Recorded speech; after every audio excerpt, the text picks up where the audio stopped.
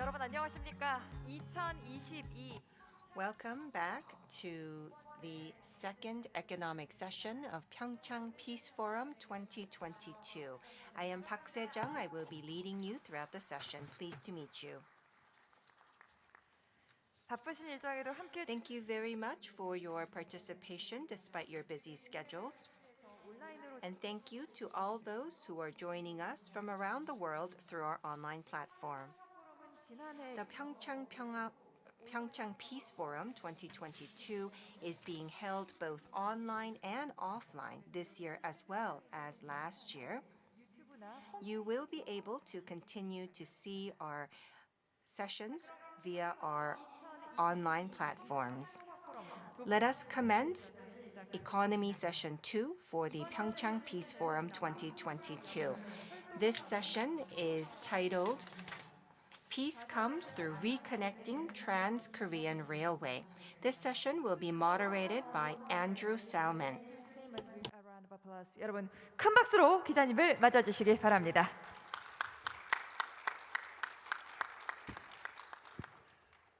Okay, Mr. Andrew SALMON, could you go ahead?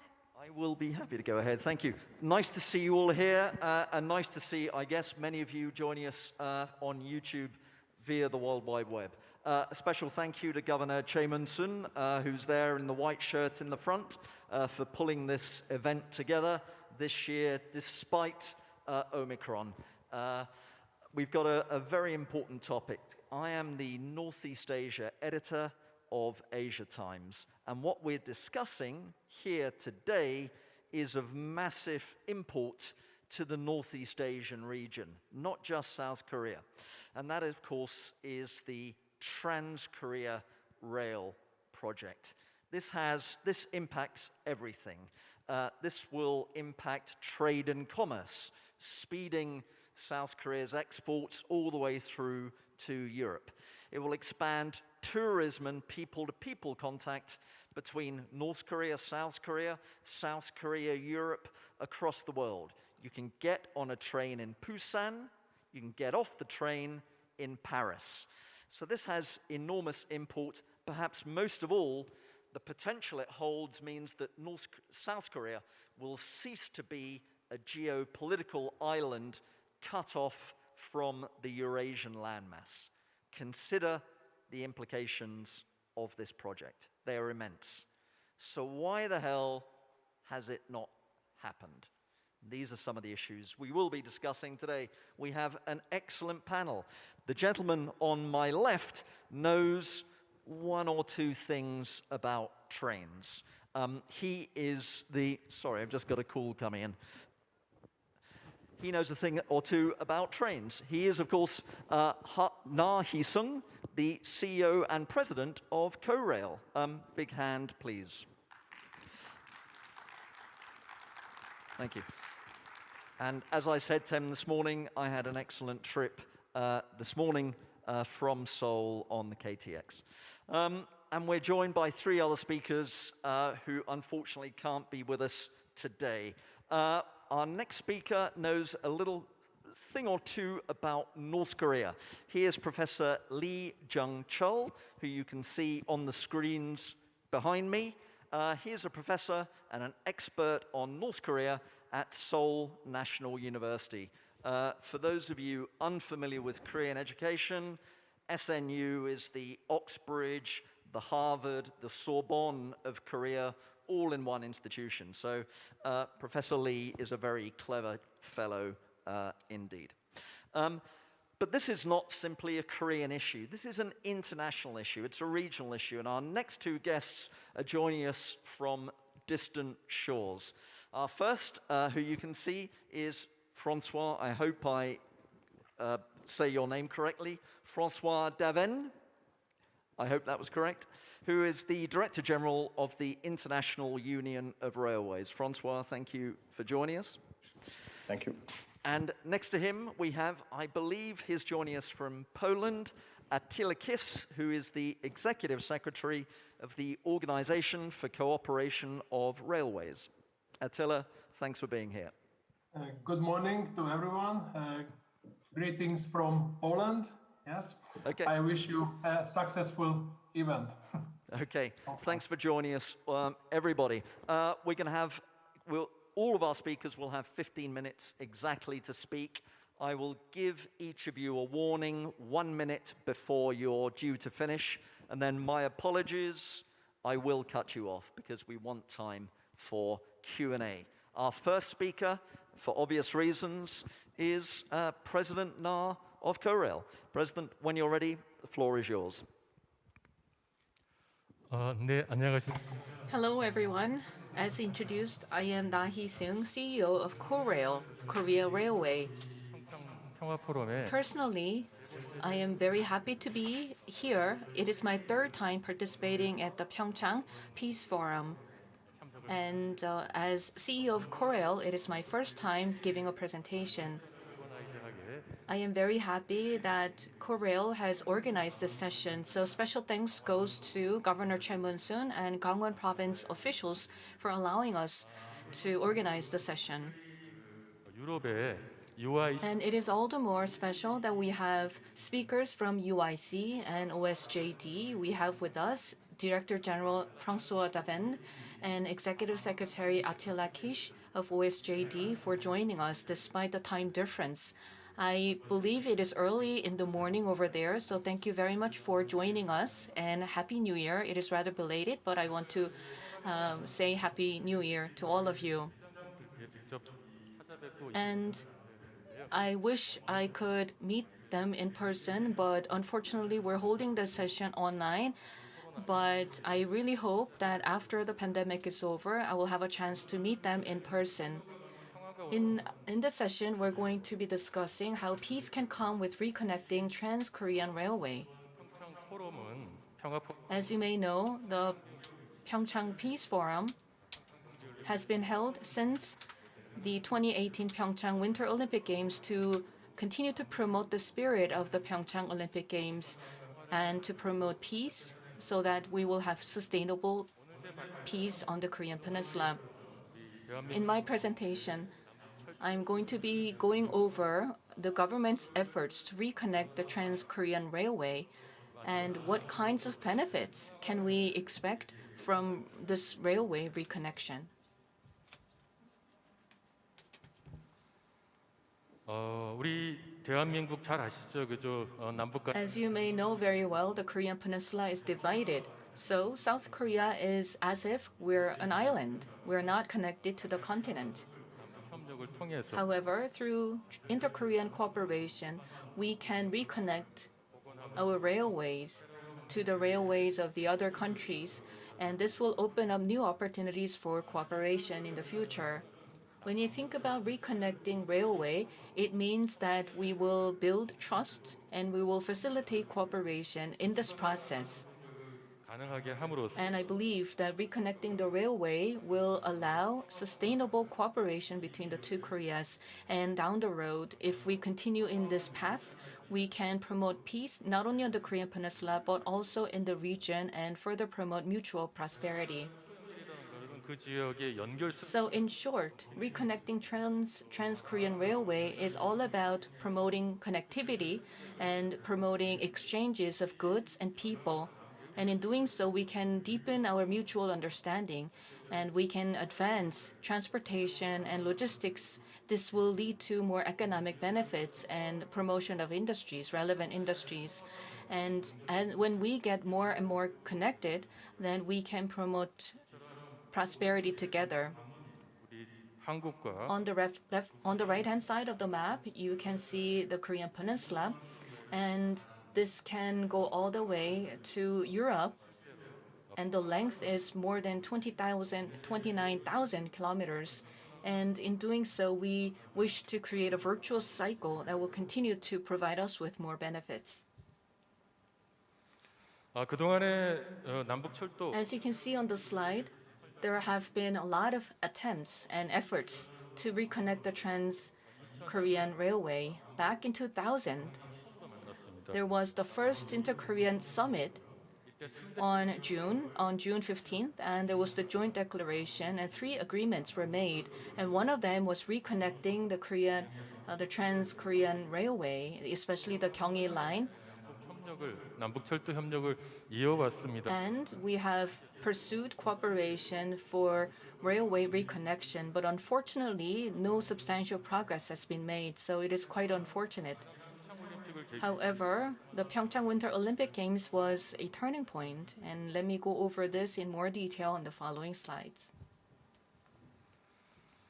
이번 정부에서는 그 한반 In this current Moon Jae-in administration, the two initiatives were announced, which were the new economic map of the Korean Peninsula and the East Asia Railway Community Initiative. As you can see on this map, when the Trans-Korean Railway is reconnected, we can connect us all the way to the other regions.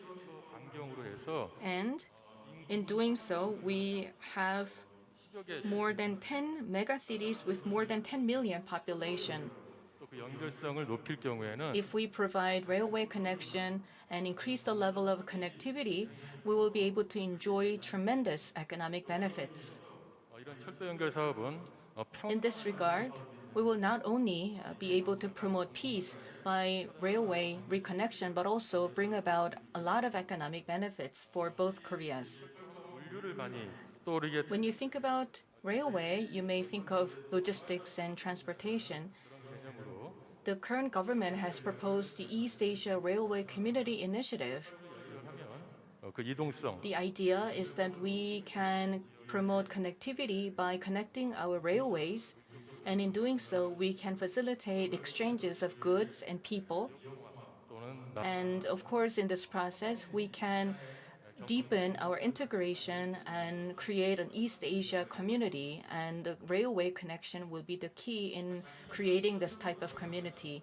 Back in 2017, there were nuclear tests, 굉장히 and the inter-Korean relations and the relations between the US and DPRK were in a bad shape. However, in 2018, the PyeongChang Winter Olympic Games were held in a peaceful manner, and we were able to open opportunities for peace, and there was this so-called spring on the Korean Peninsula. We were very moved, and we were filled with hopes and expectations.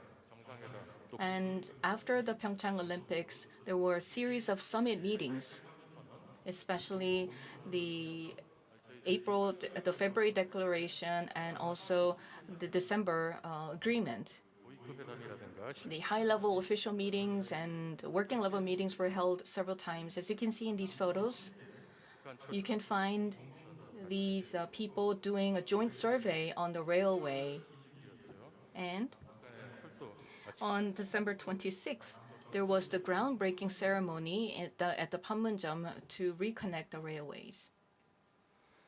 근데 아쉽게도 But unfortunately, 하노이 회담이죠. the Hanoi meeting was a no-deal meeting, and there was a breakdown, and it was unfortunate that the relations got sour 서로 의지 because we thought that the railway connection would be an initiative that could be driven by the two Koreas without much of an influence from the other countries. 여러 차례 But we did not give up.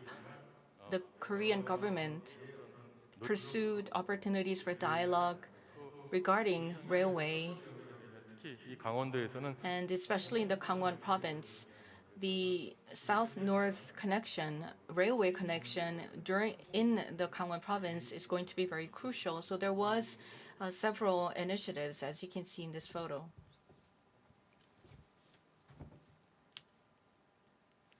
시간 관계상 I don't have much time left, so let me skip some slides. 빨리 넘기도록 하겠습니다. 특히 동해 북부선 같은 경우에는 Especially the northern east coastline 대통령 is crucial. On January 5th, 이와 같이 남북 간의 동해선 철도 at the Jaejin station, the groundbreaking ceremony was attended by the president. And from Gangneung to Jaejin, the railway would be completed in the next 5 years. And this means that we can go all the way to Tuman River by train. And if we do this, then we can build a foundation for inter-Korean cooperation.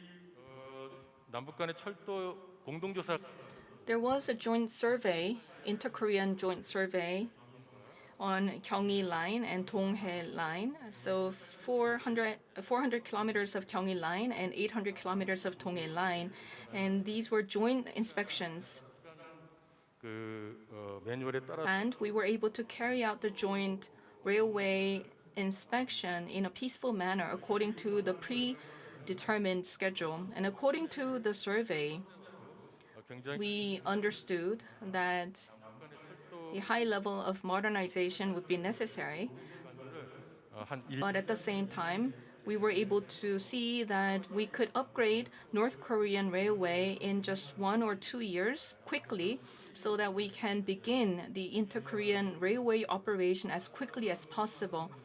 이러한 남북 경색 기간에 So while the inter-Korean relations are 철도 협력이 다 in a stalemate, we may not be able to do it much, but when the relations improve, I think we can quickly maintain the existing lines so that we can resume the train operations between the two Koreas. In other words, we will continue to invest in modernization, but we will put priority on reconnecting the railway and resume the operation as quickly as possible.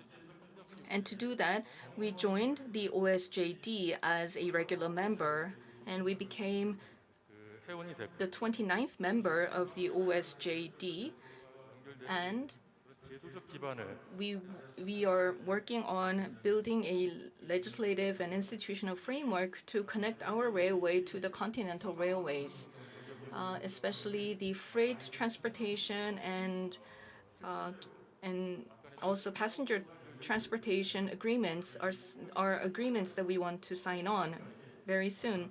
And if we do so, then we can connect our railway to Pyongyang and through Moscow and other parts of Asia and Europe. 국면에서 잠시 이 철도 From Pyongyang, you can already use the international train route, but because of the COVID-19, the connection has been suspended. But if we are able to reconnect again after the pandemic, I believe that we can offer train services from South Korea all the way to Europe. 화물과 관련된 그런 시범 운송도 Also, we believe that pilot operations are crucial in the future. What you see here is the TKR and TPR on the left-hand side. 운송 중인 물 This is the current logistics route on the right-hand side. This is what can happen in the future when we reconnect the railway. 다시 말하면 이전 페이지는 So this means that along the east coast, we can utilize these trains. And the next slide, this here you can see that we can utilize the west coast railway. 비용 편익을 And we can gain a lot of benefits in terms of reduced time for freight transportation and also the cost savings. 또 이를 통해 And if we can transport freights by train rather than by ships, we can save a lot of time and costs. 이어지고 있는 Then we can go all the way to Moscow and 비용 편익에 있어서 굉장히 앞선 other parts of Europe, and you can see huge benefits we can expect. 앞서 말씀드린 것처럼 이와 같이 As I mentioned before, 연결할 게 we wish to resume and reconnect the railway as quickly as possible. And when we do some basic maintenance, we can start railway operations right away. And these railways can be utilized for sports exchanges and people-to-people exchanges in the future. 특히 그동안에는 남북 접경 지역에서의 In the past, 협력을 과거에 we promoted economic exchanges along the border lines, along the border areas, but we want to go all the way to Siniju and Tuman River. In other words, we need to enlarge the scope of our vision so that we can open up and increase connection further down the road. Some of these slides contain some technical aspects, so you can go through these slides. In the KORAIL, 장대 열차죠. we are envisioning this type of long length train. In Korea, we use about 30 to 35 carts per train, but we're imagining a logistics system that can carry about 50 freight carts. 시간 관계상 I don't have much time, so let me quickly go over these slides. And finally, 그래서 as you know, we are going into the fourth industrial revolution. 철도 또 스마트한 So we also want to upgrade our railway system using high technology and modernize the North Korean railway as well. Railway service is all about connectivity, and we provide high-speed rail and other rail transport services to increase the level of connectivity and promote exchanges and economic cooperation. So I believe that railway is really crucial because we provide infrastructure for economic activities. And this is actually going to be the last slide. 이제 남북 간의 철도 연결이라는 것은 큰 When we discuss reconnecting the Trans-Korean Railway, it is about this vision of achieving a one-day life zone on the Korean Peninsula and creating a mega economic zone utilizing the railroad network. And in doing so, we can promote peace. 21세기 대한민국의 미래를 And we will be able to secure competitiveness of the Korean Peninsula in the future. And we envision the Korean Peninsula's economic community in the future. This will also be connected to other parts of the world. Thank you for your attention. Thank you very much indeed for speaking so swiftly. How is all this viewed from North Korea? Our next speaker may be able to offer some insight. Professor, the floor is yours.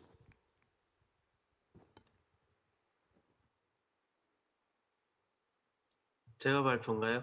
So should I go now? Please go ahead.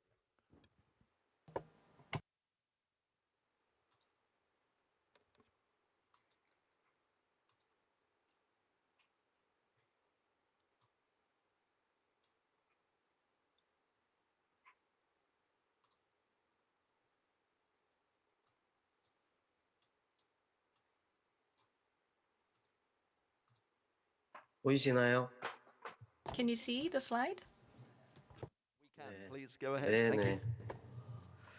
저는 평화 경제를 설명을 Thank you. I'd like to discuss peace economy and the concept of peace economy in my presentation. 그동안에 한반도에서는 As you may know, on the Korean Peninsula, 통합이 평화를 이룬다라는 논리, there was this understanding, functionalism of economic peace theory, where it argues that economic development will lead to peace. But now, the Moon Jae-in administration is arguing that peace will drive economy. So this is a new vision that is about promoting economy based on peace. So in this context, I like to offer some of my ideas. I would like to begin my presentation by giving you some mapping visuals. Here, this is the periodicals table, 동일한 네모로 그리지 않고 but these boxes are in different sizes depending on the thermal conductivity.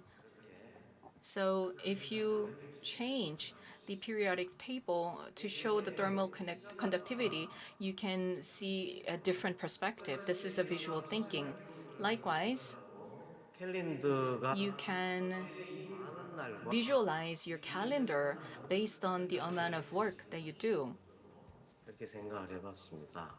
이런 If you follow this line of thinking, you can apply this on the map representing the world. This is the typical world map that you're familiar with. But you can revise this map based on the population. This is what it looks like. For instance, in India and China or the Korean Peninsula, they have large populations, so they are represented proportional to their population, so they look larger than their physical size. 이건 This is another visual representation of the world map based on military spending. 보시다시피 한국 As you can see here, Japan and Korea are overrepresented in this map because of their high military spending. But in Latin America and Africa, they are very small, so they've shrunk. 우리 투자들이 집중되고 있는 And this really shows visually how much money is spent on military. And this is the total number of Guardian news items. 기사를 가지고 써봤습니다. So this is based on the news articles by the Guardian in the UK.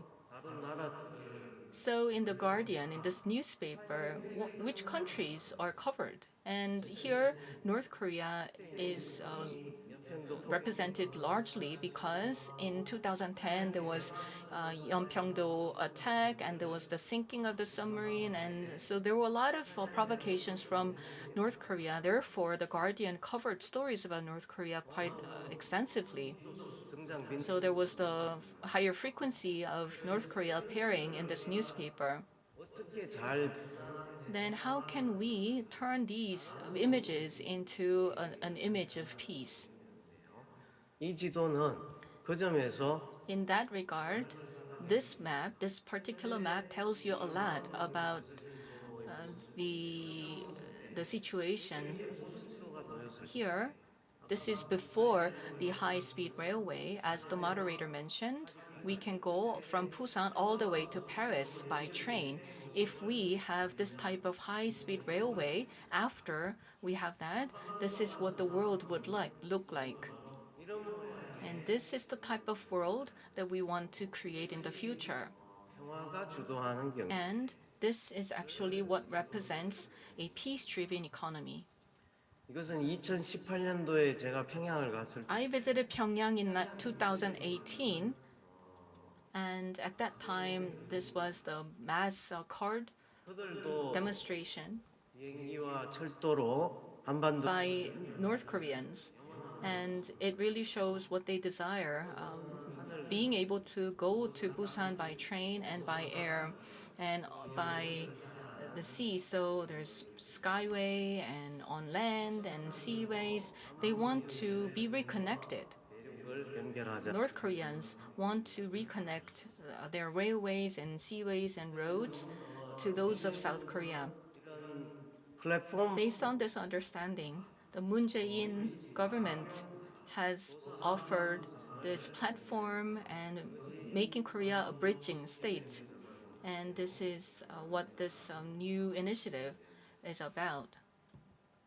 그러나 이 평화 경제가 쉽지 않았던 것은 But it was not easy to achieve a peace-driven economy for several reasons, and this is what I like to discuss. First of all, there are geopolitical factors, as you may know very well. 미국과 The Korean Peninsula is affected by the US-China relations. 중입니다. 그래서 투키디데스 트랩 And the Thucydides trap is affecting the Korean Peninsula, according to some scholars and experts. But at the same time, China is promoting a new model of international relations. And China argues that the large powers can avoid a major conflict and coexist. 많은 고민을 하고 있는 것이 And between the US and China, Korea is situated in between, and we need to think about our position. Now, some in the US are trying to contain China, while others are trying to engage China. 협력을 하자는 So there's this new idea of 3C policy that the US will compete and confront and cooperate with China. But the reality is that there's more containment or confrontation 이 외교적인 that is prevailing in the US. And in this context, the Korean Peninsula is right at the center of the competition between the US and China. The US is promoting the free and open Indo-Pacific strategy and Quad and AUKUS and other initiatives.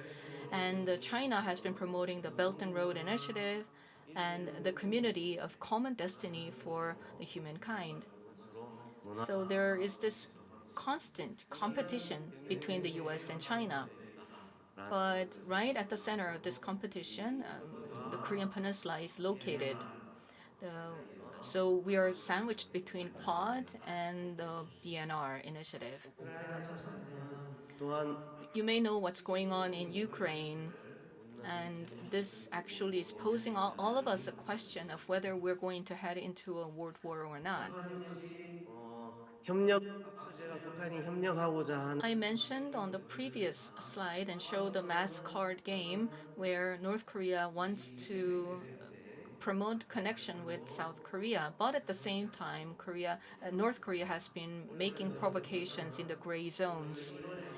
In January last year, they launched missiles, and this year also they launched IRBM and hypersonic gliding flights and other missiles and submarine launched ballistic missiles. So there have been more than 8 rounds of missile launches, long range and middle range, this year and last year. 이런 긴장 상황까지 And North Korea has been developing the submarine launched ballistic missile. 중국과 러시아와 북한과 같이 냉전을 Now, 아니면 남북 whether North Korea will go into a route of Cold War or a cooperation with South Korea, I believe that North Korea is also weighing these different options. 한국도 미국과 중국 사이의 갈등 As I said before, Korea is sandwiched between the US and China, and North Korea is also pondering upon different options, whether to go for the route of Cold War or cooperation with 북한 South Korea. 불복시 And for South Korea, we need to discuss whether we would just resort to sanctions or we should go beyond sanctions, because there are so many limitations regarding sanctions. 북한과 협력하는 데서 우리가 요구하는 And when we want to cooperate with North Korea, we need trust. But it may be that we are demanding a very high level of trust, which is actually about building a bondage. But we can lower our expectation about trust and define trust as predictability. And if we define trust as predictability, we can start to trust North Korea, because that is going to help us start working with North Korea. In the past, we were demanding a very high level of trust from North Korea, almost to the degree of justice. But I think we need to switch gears and expect them to become more predictable so that we can work with them.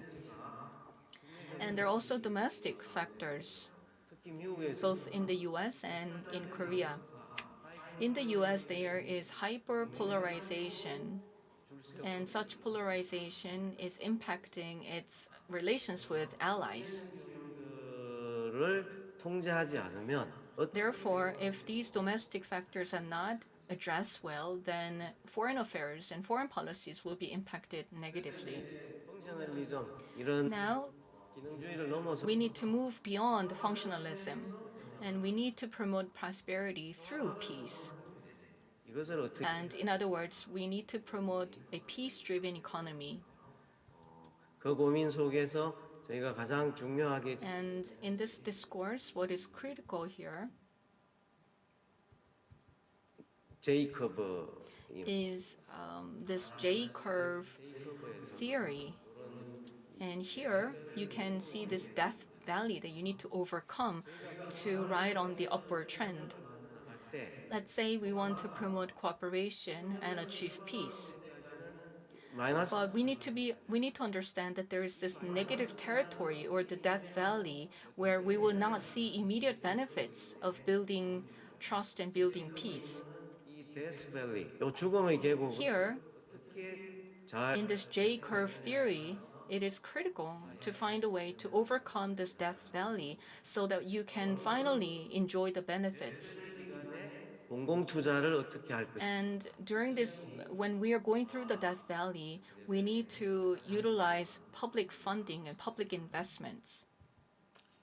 한편으로 정치가 And we also can note that there has been identity politics arising 나타나고 있기도 하고 globally, 팬데믹 때문에 그런 것들이 더 심. maybe partly because of the pandemic. 것들을 어떻게 잘 처리하고 문화가 And we need to see how we can address this politics based on identity and cultural issues.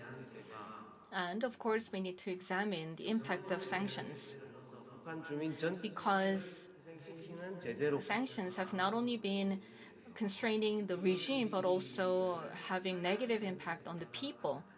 제재가 So we need to discuss how we can go around the sanctions for humanitarian purposes. How can we devise more smart sanctions so that sanctions will be effective on the regime but not on the people? 한반도는 2018년 Let me go on to my conclusion. The September 19th military agreement was signed between the two Koreas. 동해안에도 So on the East Coast and on the West Coast, we have this peaceful state that has been maintained. 10월 11일 날 And on October 11th, this is what North Korea said, that Kim Jong-un said that their arch enemy is not the South Korea or the US or any other specific state, but the arch enemy is the war itself. This was the first time that Chairman Kim mentioned this.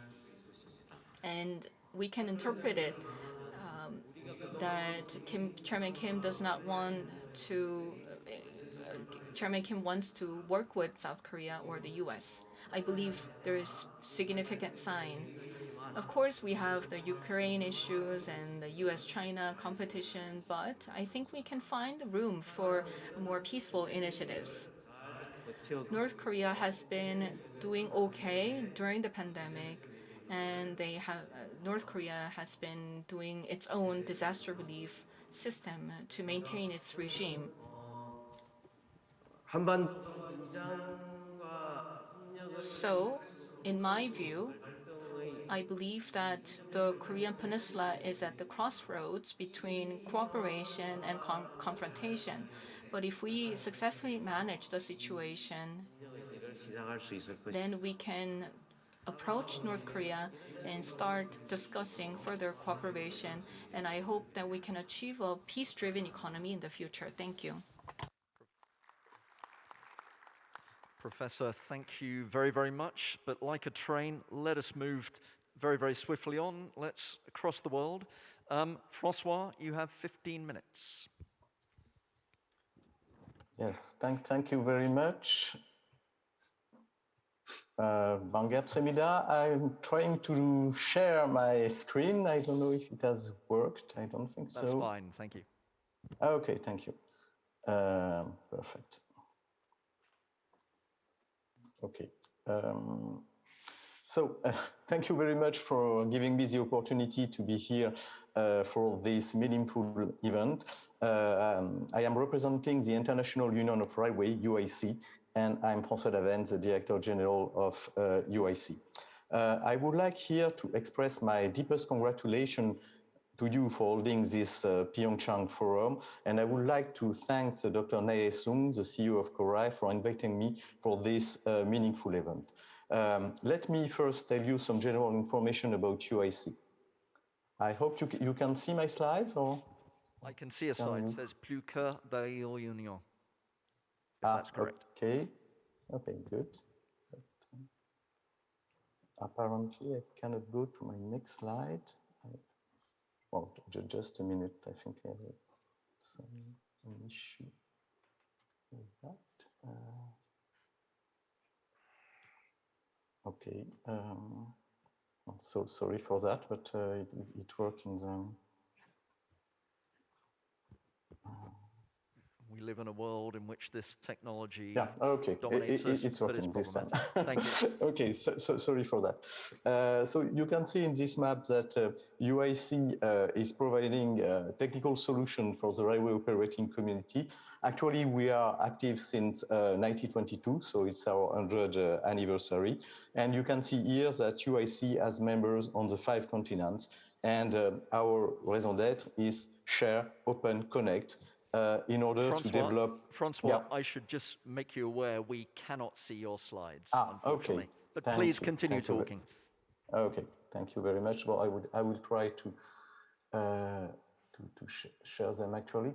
Can you see them now? I can see a number 1 in there we go. I can see UIC in Okay, please continue. In 2022. So you have the slide now. Okay, so sorry for that. We have more than 200 members worldwide, and well, the main railway company are member of UIC. UIC is promoting the development of railway transport globally to respond to challenges in respect of mobility and sustainable development. So we are working on innovation, specification and standardization, dissemination, transmission, and we are trying to bring a neutral expertise to the railway worldwide. And we are really about cooperation, and indeed, I was very interested by the previous presentation that indeed we are trying to, in a spirit of cooperation, to increase the capacity of our different networks to work together. Okay, I tried to have the next slide, but apparently it doesn't work. Okay, so it's very slow.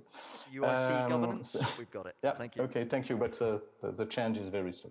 So let me in a few words explain the UIC governance. Well, in fact, the diversity of our union is embedded in the governance. So our chairman is Christoph Maminski, the CEO of PKP, the Polish operator, and the vice chairman is Mohamed Lee, the chairman of ONCF, the Moroccan operator. So we are really working to work into a concept of unity in diversity. What is really important for us is, sorry, but the slide doesn't.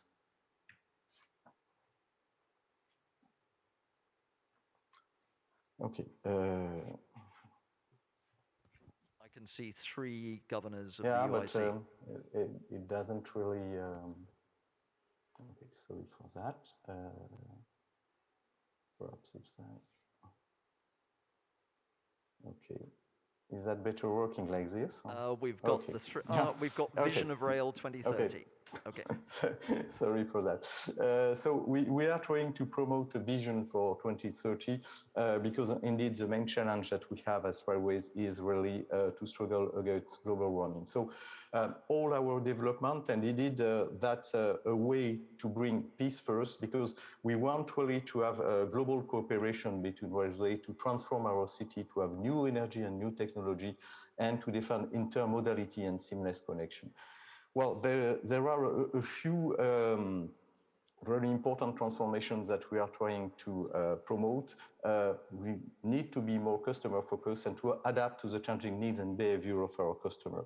And for that, what is very crucial for us is international cooperation. And indeed, as you can see, we have an ecosystem of partnership, both with financial institutions, technical and standardization, and also governmental and intergovernmental, and in particular, OSJDs that will intervene after me. And for us, it's really important to make this vision, international vision, consistent with a lot of cooperation and a lot of sharing. And I will then explain perhaps first the role of KORAIL within UIC. So UIC is a prominent member, KORAIL is a prominent member of UIC in the Asia-Pacific region. KORAIL is member of the Asia-Pacific Executive Board, and we are organizing with our partner a lot of training in the region. Since 2008, KORAIL, the ERACAP program, has provided training for UIC Asia-Pacific members and many countries to meet the current trend. And we are really relying on the Korean railway experience that you have gathered for more than 100 years. And then I will come to really what peace can bring indeed in this PyeongChang Forum to the prosperity in the East Asian Railway Community. And I would like really to pay a tribute to the East Asian Railway Community initiative that is aimed to bring indeed connectivity first between North and South, but more generally to the whole space. Let me mention the keywords of ERRC: space, economic, politics, culture. Well, that could be used for the forum today.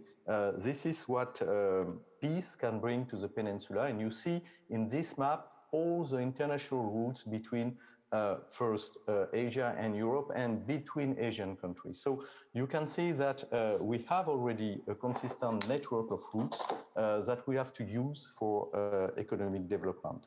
And I think in terms of policy, the perspectives are bright because there is a lot to do on mitigation on border crossing problem, on custom clearance and agreement. We have a lot to invest to create indeed a functional network. And I think that's really something that will be very interesting for the years to come. Well, indeed, railway can bring a better connectivity. And what you can see here is an extract from a UIC study on the Eurasian corridor. This study delivers an analysis of the major changes that happened over the past couple of years on the northern route, the route between Asia and Europe. Well, what you can see here, speaking of the northern route, is that about 95% of Eurasian transit in both directions, including Asia, Central Asia traffic, goes via Russia. Only 5% refer to middle corridor below. And what is interesting to see here is that you can see that there is a lot of question about addressing bottlenecks, about addressing the increase of traffic in the middle corridor. So I think that's a huge opportunity for development, and in particular, the day when it will be possible to indeed connect South Korea to this ecosystem, there is huge opportunities. Let me very briefly address a couple of issues. Well, this slide is a little bit complicated, but indeed it addresses the main levers to increase actually the traffic in the Asian ecosystem.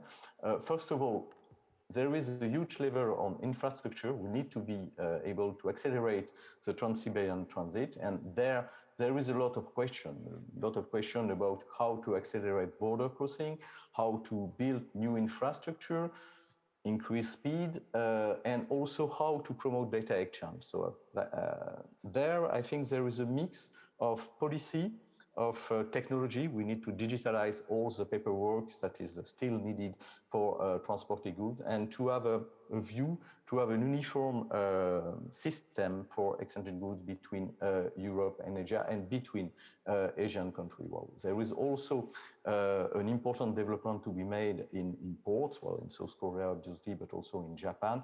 And we basically have to work together to make this system more competitive, because today those routes are indeed depending on subsidies from the Chinese government, and there is prospect that at some point those subsidies will cease or be reduced. So we need to increase the sustainability, the financial sustainability of those routes. And I think that's a very challenging process, and we have to work really together for bringing that to life. And that will be my conclusion. I think we have to be very optimistic, because our study shows that the prospect for traffic increase between 2018 and 2030 is really very high. The traffic should be multiplied by 5.3. That means that we will go from 345 TEU to 1835 TEU in 2030.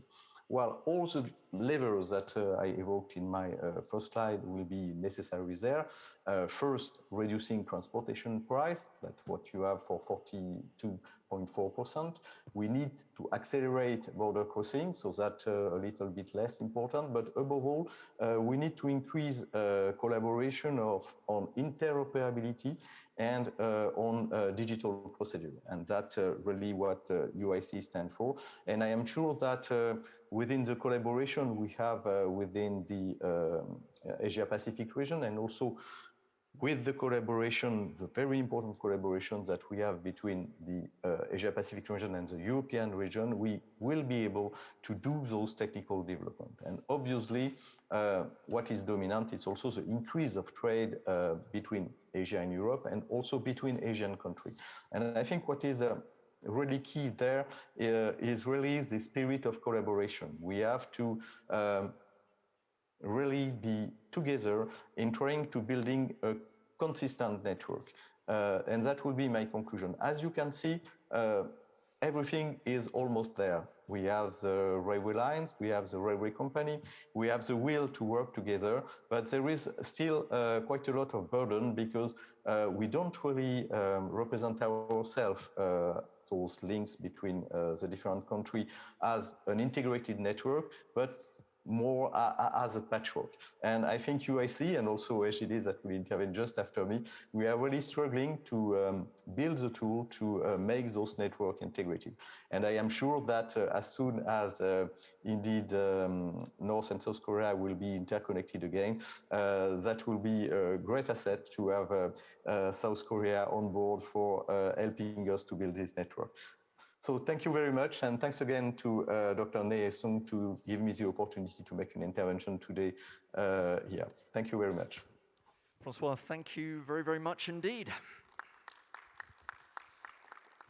And last but not least, please let's move on to our final speaker. Attila, the floor is yours.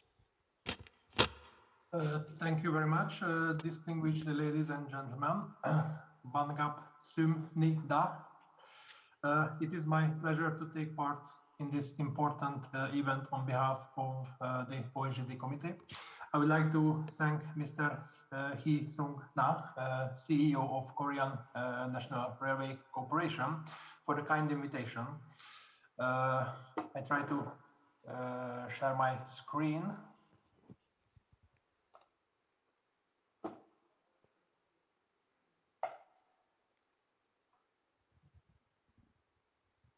Is it visible now? We can see your slide, which is a circle of national flags.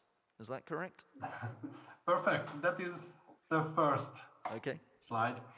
Okay. First of all, please allow me to introduce our organization. OSJD was established by the ministers responsible for railway transport in Sofia in 1956. Last year, we celebrated the 65th anniversary of the foundation of our organization. Operational length of OSJD Railways network is 295,126 kilometers, including 142,675 kilometers of electrified lines. And traffic volumes of OSJD Railways are 5.382 million tons of freight traffic and 3.513 million passengers.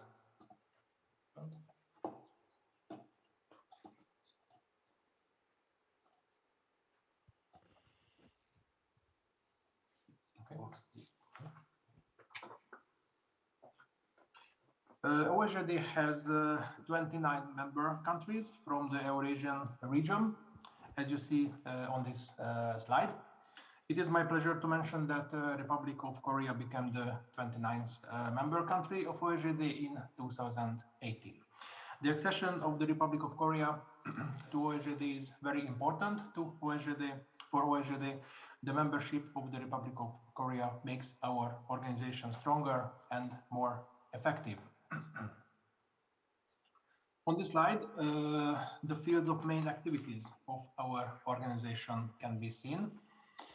They are the following: development and improvement of the international railway transport between Europe and Asia, development of continuous transport policy in the field of international railway traffic, improvement of international transport law administration of the agreements concerning international traffic by rail, SMGS and SMPS agreements,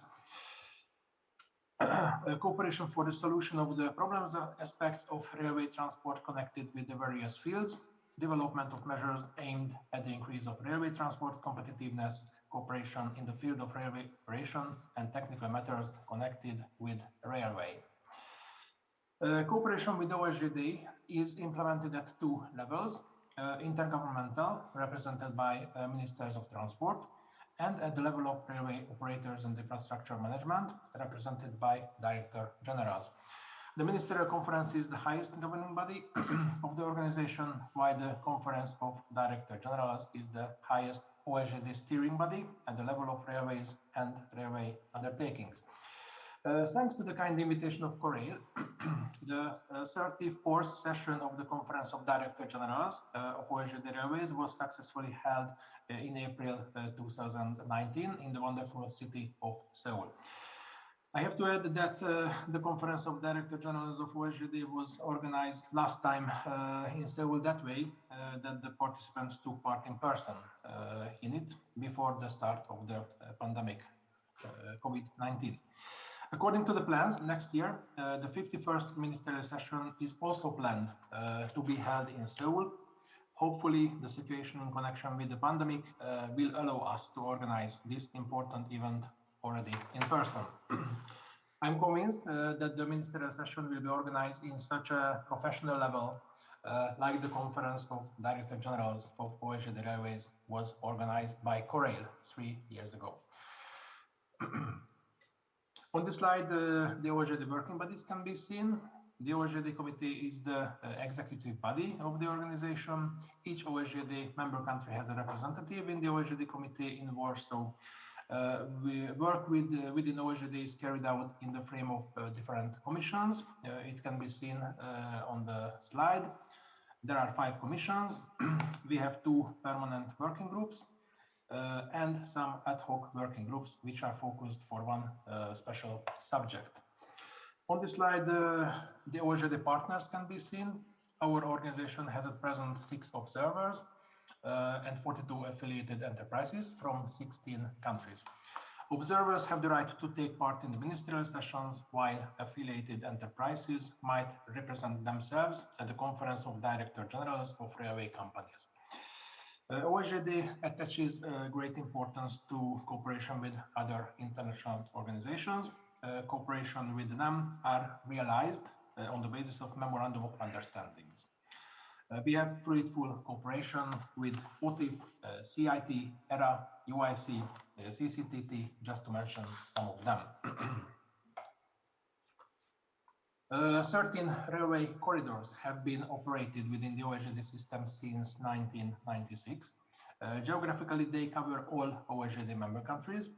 In order to increase the operational effectiveness of OSJD corridors and improve passenger and freight transportation in international traffic, memoranda on cooperation in the field of technical, operational, and commercial development were developed for each OSJD corridor.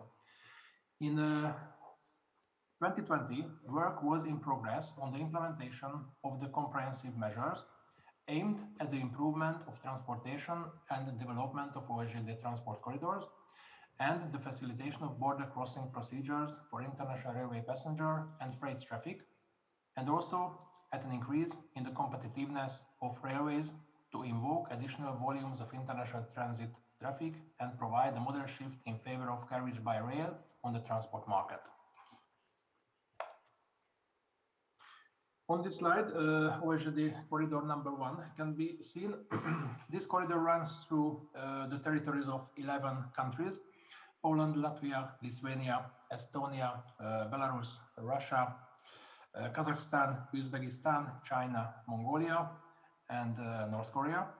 It is 24,800 kilometers long, including its branches, and this is the longest OSJD corridor.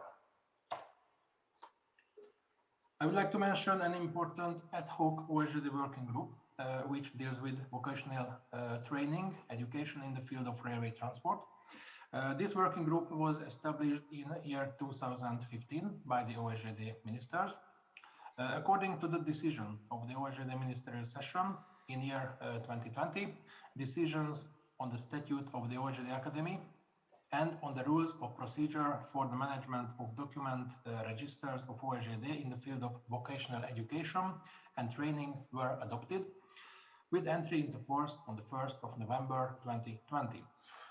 The document OSJD Academy procedure for accreditation of educational organizations and organizations implementing education and procedure for development and implementation of the OSJD typical education programs were adopted by the ministers, OSJD ministers last year. The ad hoc working group continues its work on drafting additional documents relating to the functioning and activities of OSJD Academy and aimed at organizing and methodological provision of common approaches to the vocational education and training on the issues of application of the OSJD normative regulatory documents regulating the implementation of international railway traffic. After the adoption of these documents by the OSJD members, the practical work of the Academy can be started. Let me say some words about an ongoing work within OSJD, which is also of great importance. This is the International Conference for the Adoption of the Text of the Convention on Direct International Railway Traffic. 6 sessions of the above conference have been held so far. The last was organized in March 2019 in Warsaw. The conference adopted the text of the convention and only a few articles of the convention itself remained for the consideration of the next sessions. Due to the pandemic COVID-19, unfortunately the 7th session couldn't be organized yet. In order to carry out this session in the near future, OSJD committee keeps monitoring the pandemic situation, and I do hope that in autumn this year we will be able to organize this session. Even in the global COVID-19 pandemic situation, the volume of goods through international trains between Europe and Asia continues to increase. In 2020, container transportation through international railway between Europe and China was 1.14 million TEU, which is 56% increase to the previous year. However, due to various reasons, such as increase in volume, the average train speed between Europe and China was 936 km per day, which is 11% lower to previous year. OSJD is making great efforts to solve the problem caused by the increase in the volume of international railways. In this regard, on the basis of the authorization of the Conference of Director Generals of OSJD Railways in 2021, the agreement on the transportation of containers as part of container trains in international traffic was prepared by the interested railways of OSJD in order to improve the efficiency and competitiveness of container transportation by international trains in the territory of OSJD members. KORAIL also actively took part in this work. After the accession of 3 railways to the agreement, including Russian railways, the agreement entered into force on the 1st of January this year. I would like to highlight that any rail carriers and organizers of container trains of OSJD member countries can join the agreement at any time by submitting an application to the OSJD committee.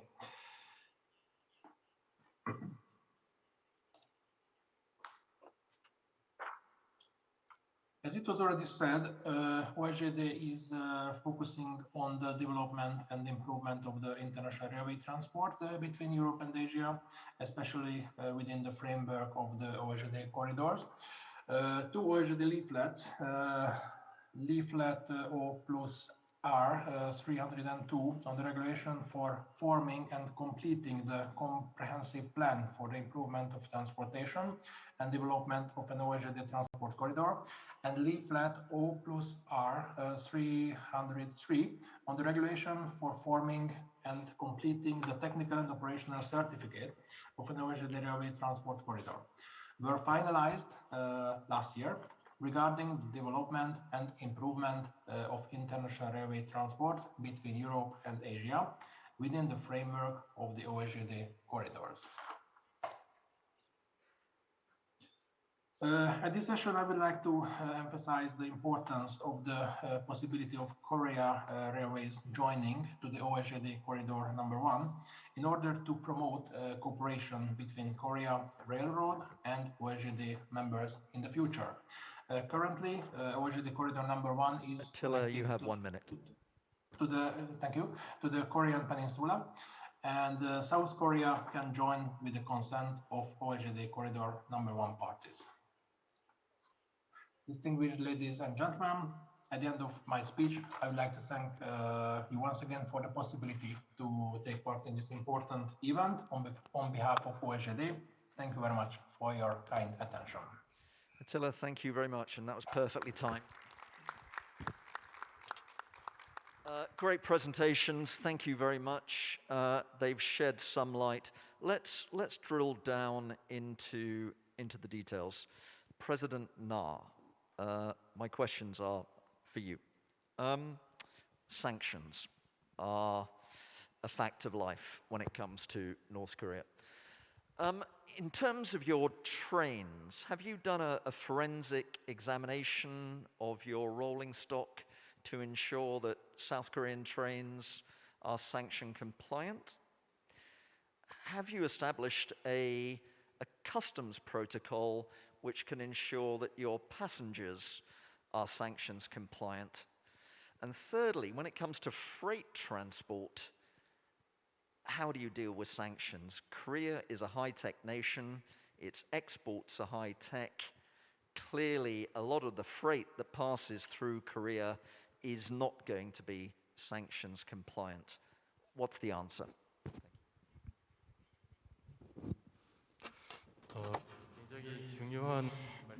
These are very critical and important questions. With respect to sanctions implementation or compliance, there were actually some sanctions in place, and of course we have very strong level of sanctions imposed upon the DPRK, but you can distinguish between these sanctions in terms of their severity and levels, and there are some high-level sanctions and some low-level sanctions, and we may go around. For instance, in 2000, there was the June 15th declaration, and even though there was some sanctions, we were able to carry out railroad reconnection project, and the way we did so was to provide supplies to North Korea so that they would modernize their railways themselves. And also we got some support from the UN command to examine the landmine situations in the DMZ. Of course, back then the sanctions were lighter, and now we have tougher sanctions in place. As I mentioned in my presentation, let's say coal or other bulk freight, there are lower level of sanctions, but for container freight that include high value added items, these are subject to very tough sanctions because they involve large companies like Samsung and LG, and these high-tech items are included for container freight. So for these high value added cargo freight, we cannot do anything about it because the sanctions are very severe. And we need to modernize North Korean railways, but massive modernization will not be possible currently under the current regime. So we may provide them with supplies and equipment and some resources so that they can modernize their railway. So we can be rather creative in going around the sanctions to do something about their railways, but still we need to be frank, and we need to be transparent, and we need to make all the necessary reports with respect to sanctions compliance. And of course, it's very challenging. It's not easy. But as I said before, we may send some supplies and resources to North Korea so that they can upgrade the most fragile and the weakest part of the rail network. And also, we can continue to pursue some negotiations and compromise so that we can get some room for cooperation. And regarding the logistics and the goods transportation, we have a lot of sanctions, but I think we can promote people-to-people exchanges by train from Seoul. In the past, we focused more on goods transportation, but now things have changed because of the sanctions. Because of the sanctions, cargo freight and goods, they're very tricky and they're subject to tough sanctions. But as was mentioned by the Executive Secretary of OSJD, we have joined the OSJD, and OSJD has binding agreements. And SMPS and SMGS, these are agreements for passenger transportation and freight transportation. And SMPS is something that we need to pay attention to because these are about passenger transportation.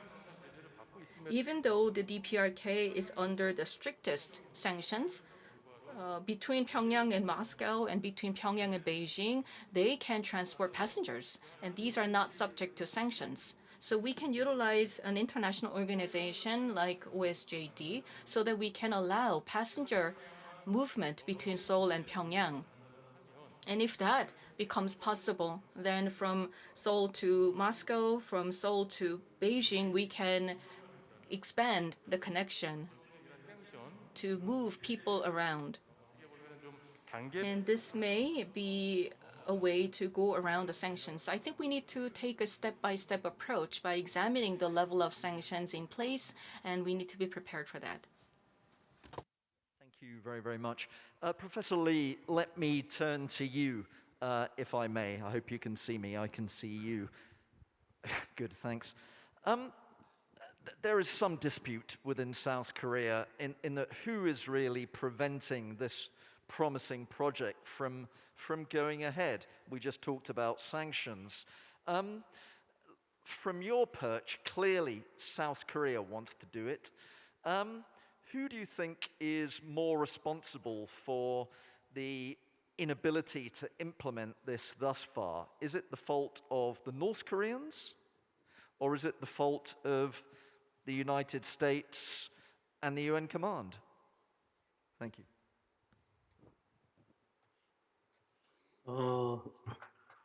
현실적으로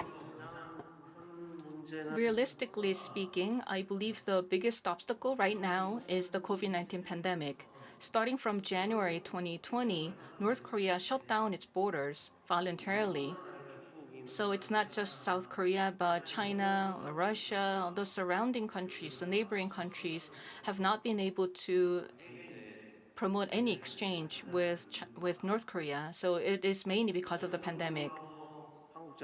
But nevertheless, the Korean government has been trying to do something with North Korea. But the second problem has to do with the US.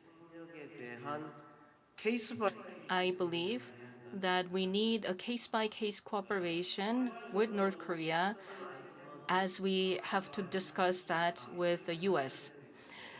Of course, ideally, we wish to have a comprehensive framework for cooperation, but every time we want to do something with North Korea, we would have to talk to the US and get their agreement, and then we will have to work with North Korea. So this is rather a case-by-case approach, which is not easy. Therefore, there is a lot of time-consuming discussion back and forth between the US and Korea before we can do anything to help North Korea. For instance, in 2019, we wanted to send Tamiflu to North Korea. This is a medical supply, so the US approved it, but the transportation method for Tamiflu was under the sanctions, so the US was not able to allow this. So here in South Korea, we had to send trucks to deliver Tamiflu to North Korea. But it took 3-4 months to get the permission for these trucks to be able to cross the DMZ. But the winter had already passed, and the North Korea did not want to get Tamiflu supplies any longer. So there were these procedural issues that took time, and we were not able to carry out this project efficiently. The third issue is that unlike in the past, the DPRK has been quite difficult in terms of receiving humanitarian assistance. They used to accept humanitarian assistance for the people, but now they seem to believe that it is actually about the pride of the regime accepting humanitarian assistance. So case in point is North Korea's refusal to receive pandemic or COVID vaccines from the international community right now.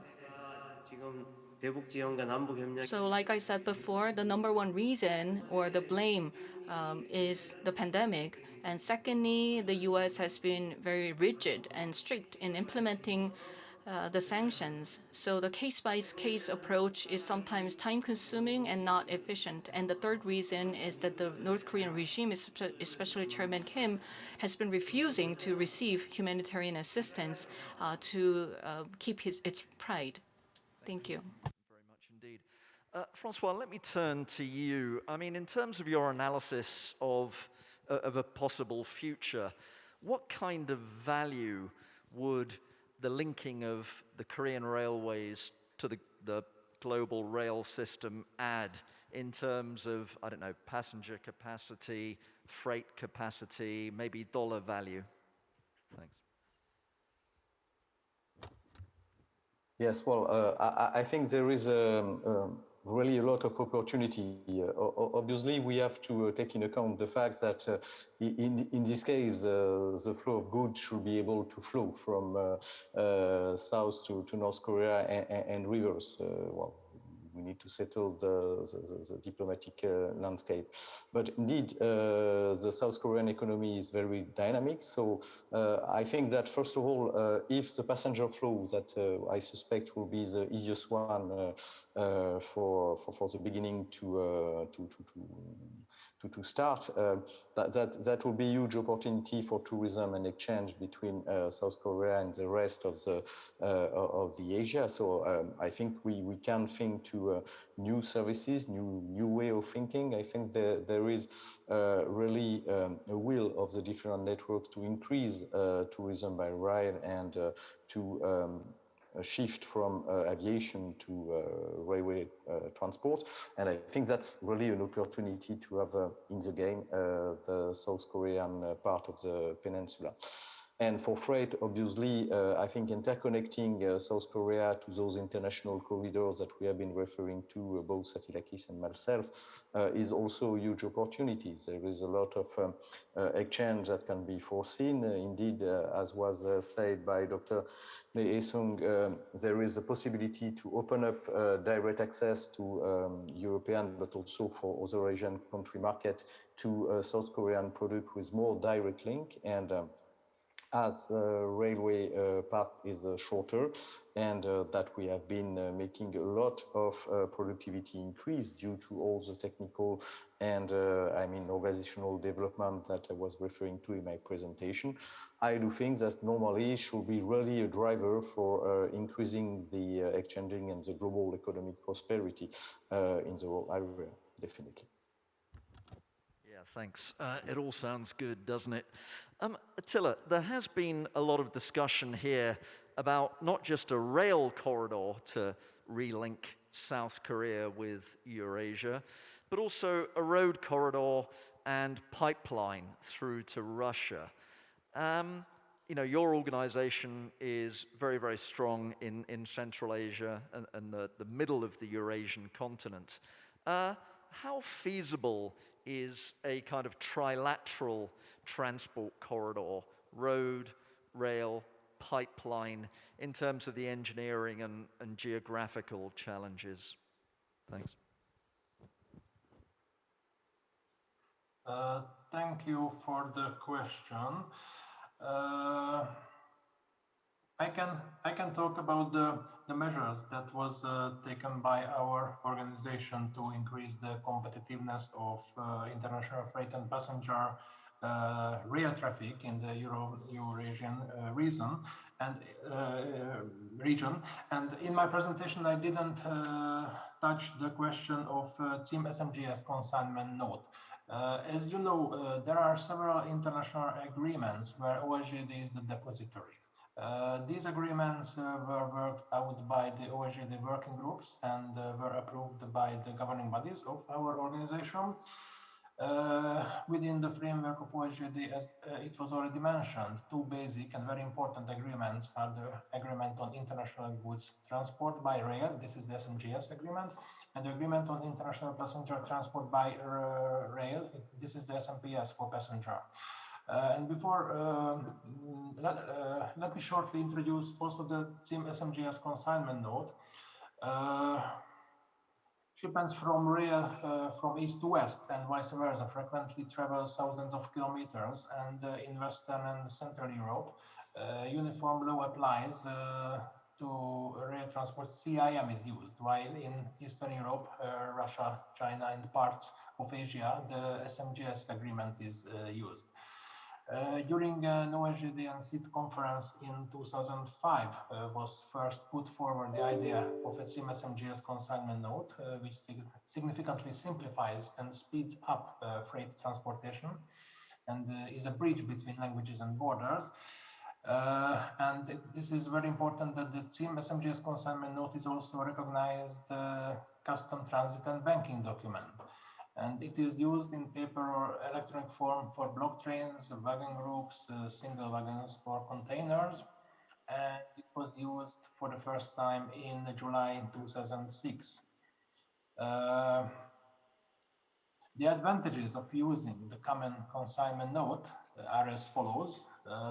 It reduces the delays at border crossing points. It reduces the freight costs for the sum of documents reissuing process.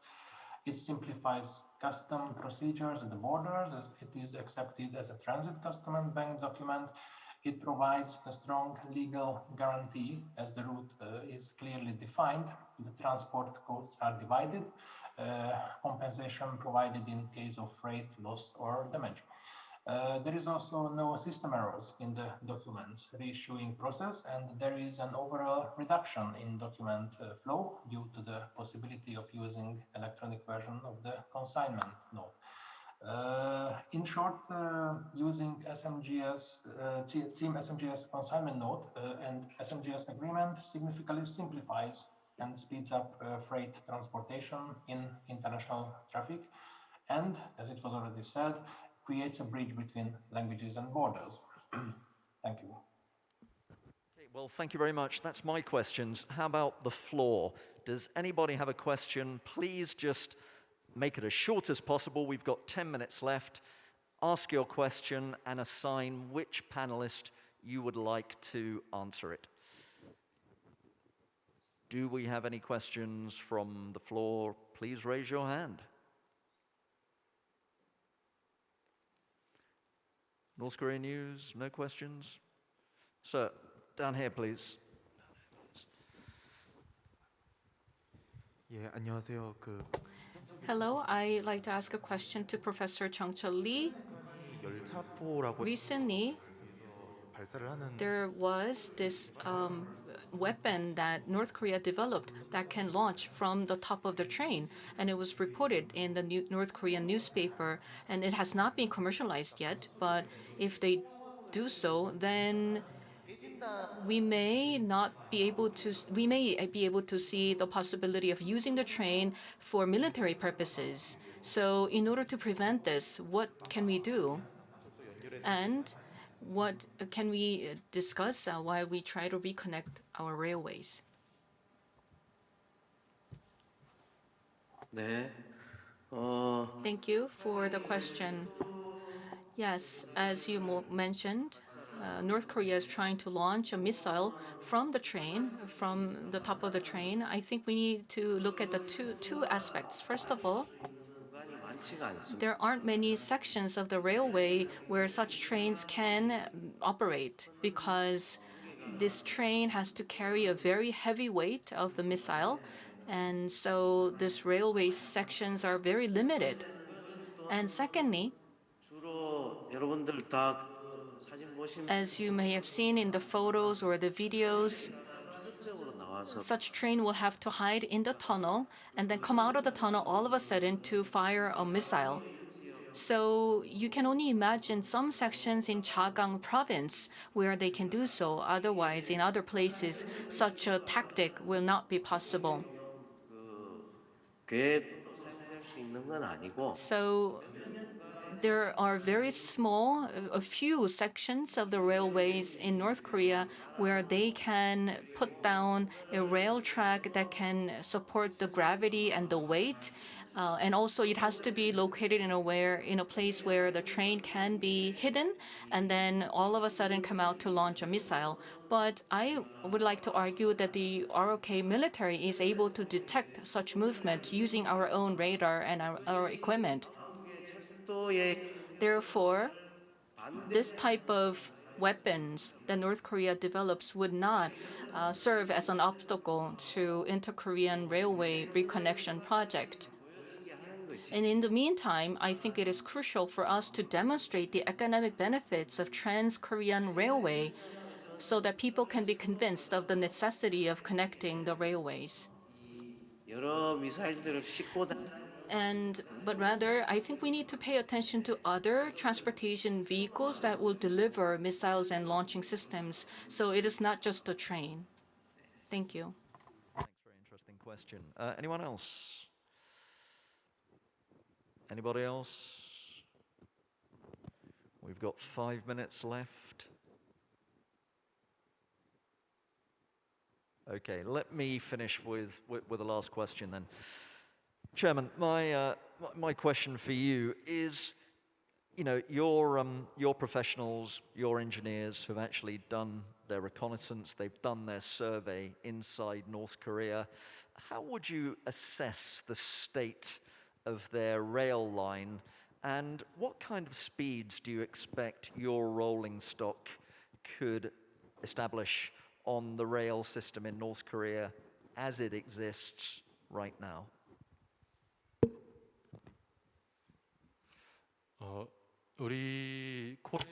Well, within KORAIL, we did have a survey with our North Korean counterparts, and I also participated in these surveys as well.